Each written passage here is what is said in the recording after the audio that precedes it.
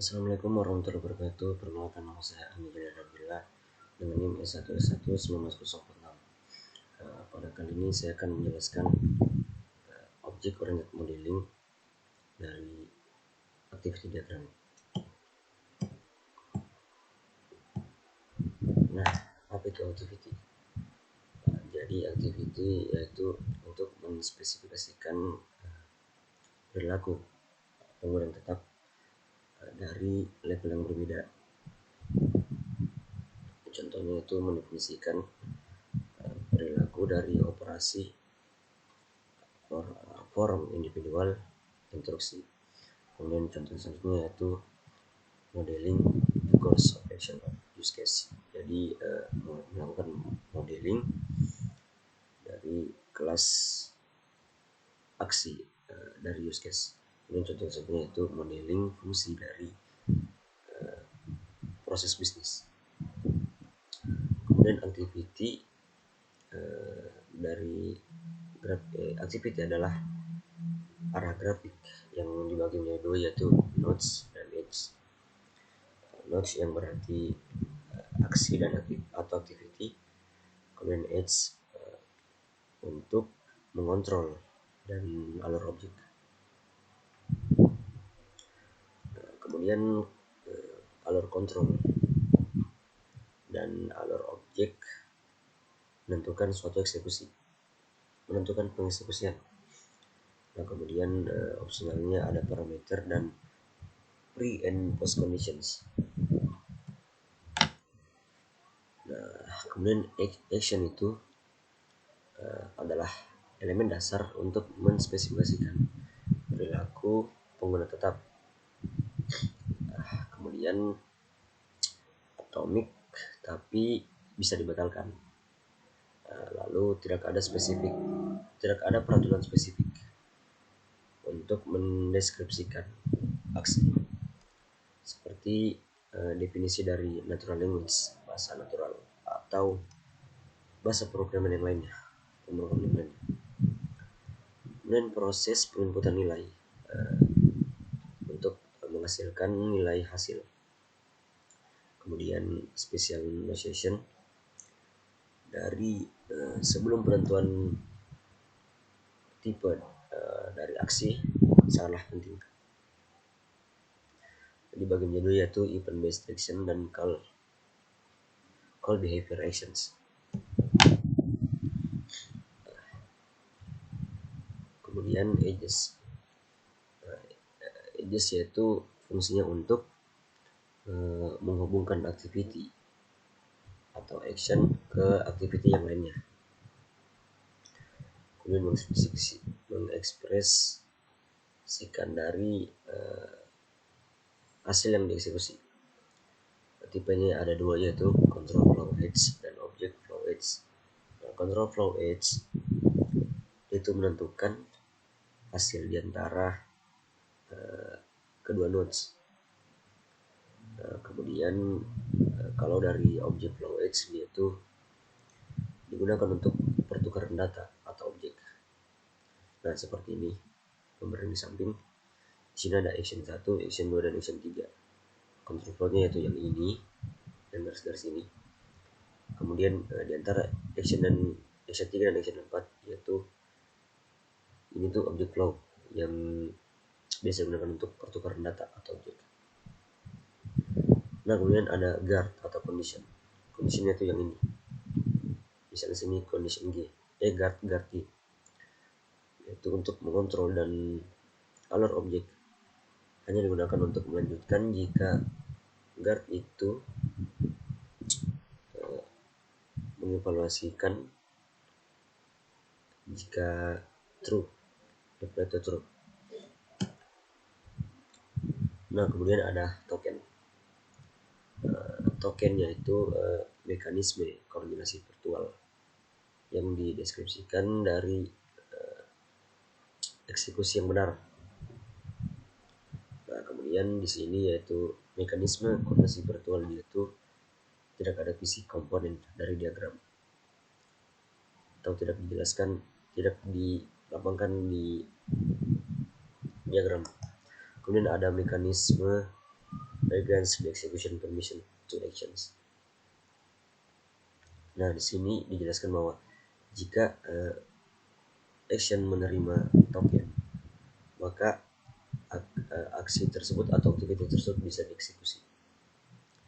Kemudian ketika activity telah selesai atau action has complete, maka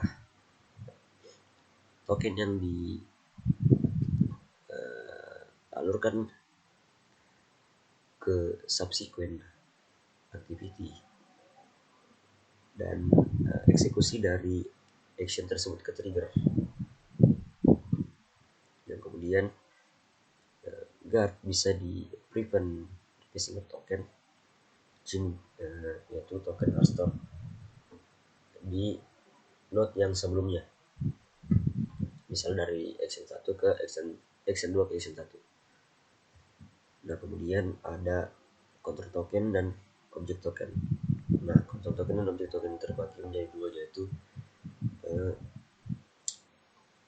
control token dia punya fungsi yaitu mengeksekusi perizinan untuk node, semua node.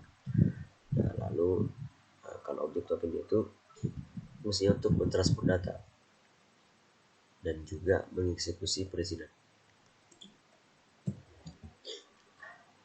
Kemudian ada beginning and termination activities, permulaian dan perakhiran dari activity. Nah, yang pertama ada initial node dengan icon bulatan hitam.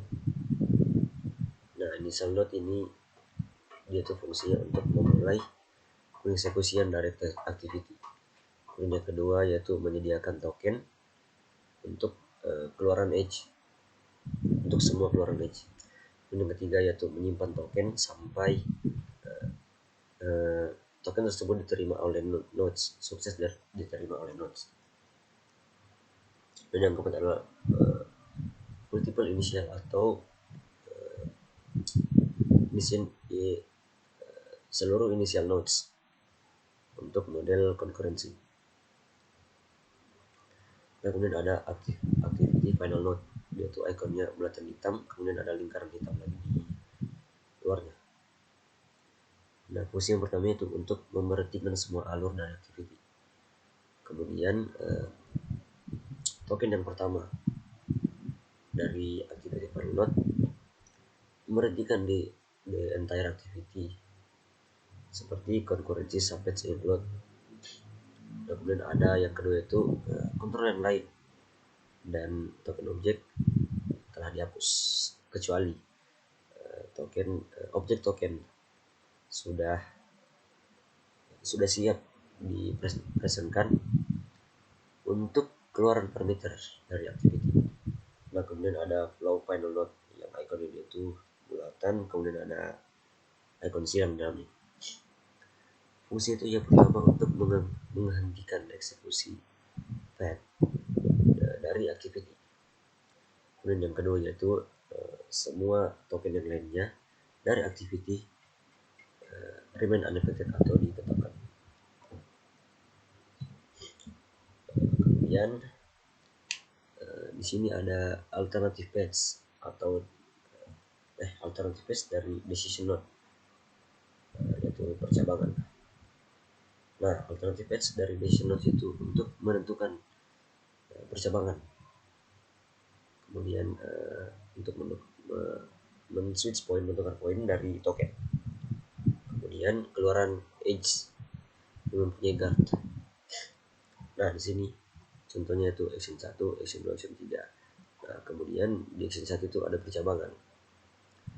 Ketika guardnya B, maka dia lanjut ke action 3. Nah, lalu ketika guardnya bukan B, maka dia mengarah ke action 2.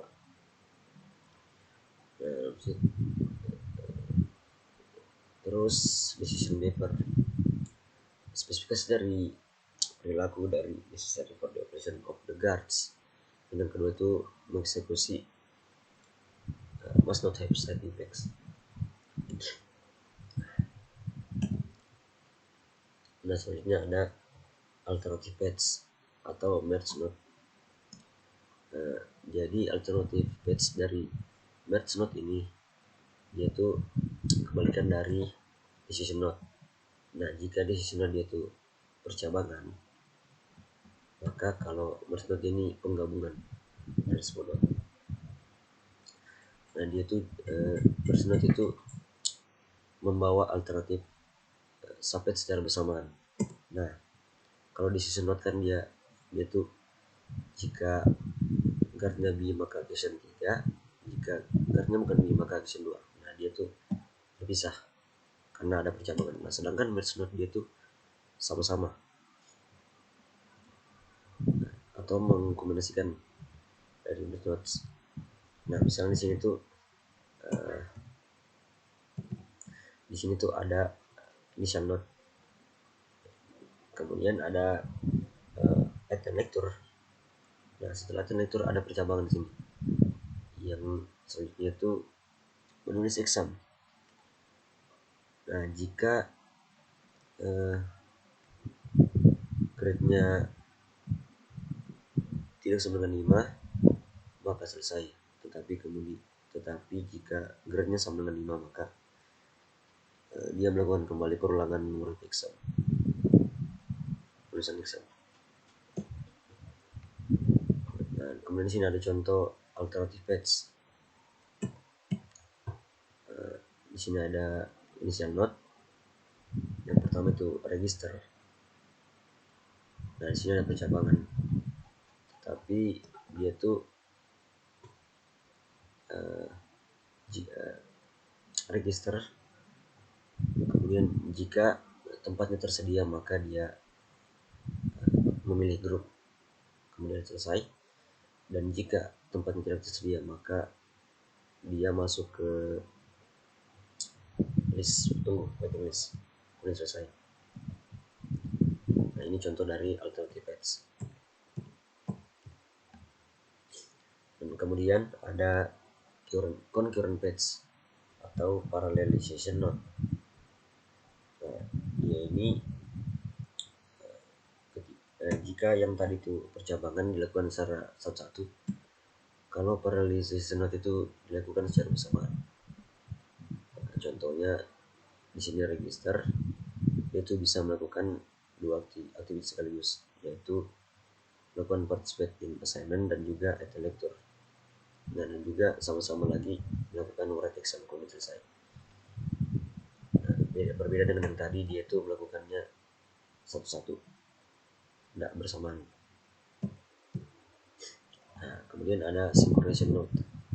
Nah, synchronization node itu kalau parallelization kan dia dilakukan secara bersamaan.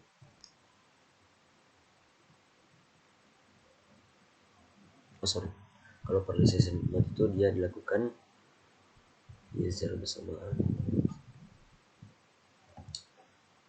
untuk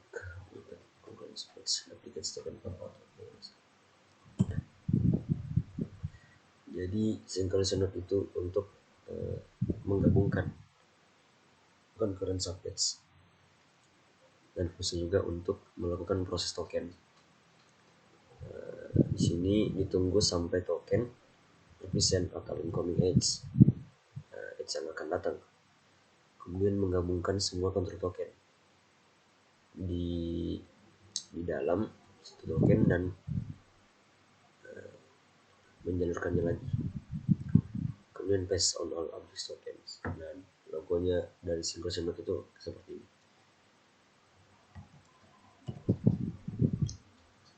Nah, di sini ada contoh dari equivalent control flow. Nah, ini adalah contoh yang sama tapi menggunakan current bit yang berbeda. Nah, ini kan ada garis dari sini, sementara ini tidak ada, tapi control flow itu sama, yaitu di sini register, kemudian participal in assignment dan juga attendector dilakukan secara bersamaan, secara paralel, kemudian write exam terus selesai. Nah, ini juga sama, register, participal in assignment dilakukan secara bersamaan seperti attendector, kemudian write exam lalu selesai.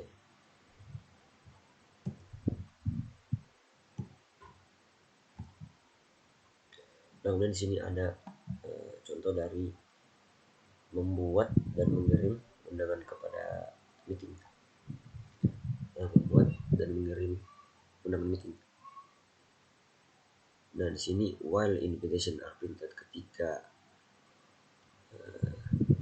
undangan sedang telah diprint, maka dia sudah disiap untuk dialamatkan. Namun ketika semua undangan telah diantarkan, maka undangan telah terkirim. Nah, di sini ada initial note, kemudian ada percabangan. Lalu dia di sini tuh memprint undangan. Nah, di saat yang bersamaan ketika undangan diprint, maka dia juga melakukan pengantaran undangan ke alamat. Dan secara bersamaan juga undangan yang telah diprint maka selesai. Namun ketika semua undangan belum diprint, maka dia melakukan perulangan di print undangan. Nah, setelah undangan dialamatkan, maka di sini ada percabangan lagi. Jika sudah maka selesai, sistem dihentikan.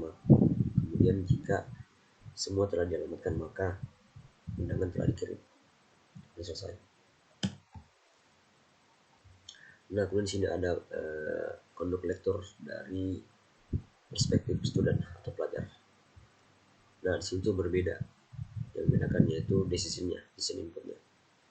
Nah, kalau yang pertama itu register, kemudian secara bersamaan lanjut ke participate in assignment dan item lecture. Nah, di item lecture ini jika sudah maka write exam atau menulis exam dan sudah. Nah, kalau di participate in assignment ini ada percabangan, yaitu jika karena tidak maka selesai. Kemudian lalu tetapi jika selesai maka sistem dihentikan. Nah, berbeda sama yang kedua, yaitu dia sudah register secara bersamaan dia lecture dan participate assignment. Nah, di sini lecture itu secara bersamaan yaitu dilanjut dari hasil percabangan dari participant. Jika mau selesai, maka jika yes, dia sama-sama melakukan exam kemudian selesai. Mungkin itu saja yang bisa saya jelaskan. Mohon lebihnya mohon lebih dan kurangnya mohon dimaafkan. Kemudian mohon maaf juga jika suara saya sedang merusak. Assalamualaikum warahmatullahi wabarakatuh.